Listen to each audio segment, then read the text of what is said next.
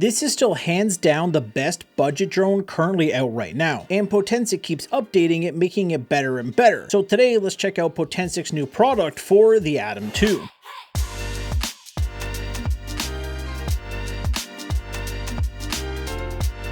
A couple months back, Potensic updated the Atom 2 to give us cine roll and a few other features, and recently they gave us P-Log for color grading and making our videos just a little bit better. I currently don't have any time to go over P-Log because I'm in the process of moving, so I'm rushing to get this video done as it is. But if you're familiar with S-Log or D-Log, then it's pretty much the same thing. But in today's video, we're going to quickly cover Potensic's new controller with a built-in screen, the PTD1. If you're anything like me, I absolutely hate having to use my phone as my screen when I'm flying my drones. It's just one more thing I have to make sure is charged if I just want to go fly my drone. Also, not being able to check my texts or answer my phone calls or check emails while I'm flying is kind of inconvenient. Disclaimer, Potensic did send me out the Atom 2 a while back and now the PTD1 to check out and do a review on it. But they're not paying me, so all of my opinions are my own. So if you want to help support the channel, all the links to the products that I've checked out and done reviews on will be down below, and it'll help support the channel. Also comment what drone you currently own and what drone you might want to get in the future.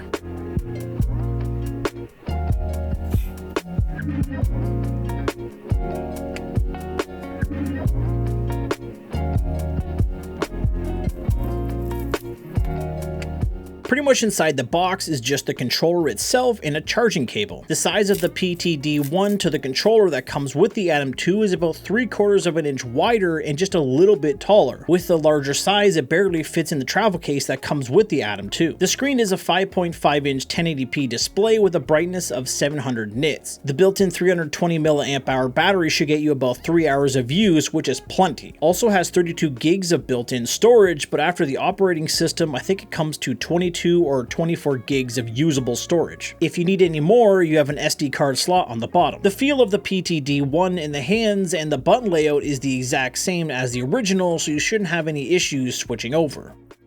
But what do you guys think? Is it worth picking up the PTD1, or would you just stick with the original controller that the Atom 2 comes with? Thanks again for watching and sticking around to the end. I really appreciate it and it helps out the channel. If you guys want to check out any of the products I've checked out on the channel, everything will be linked down below.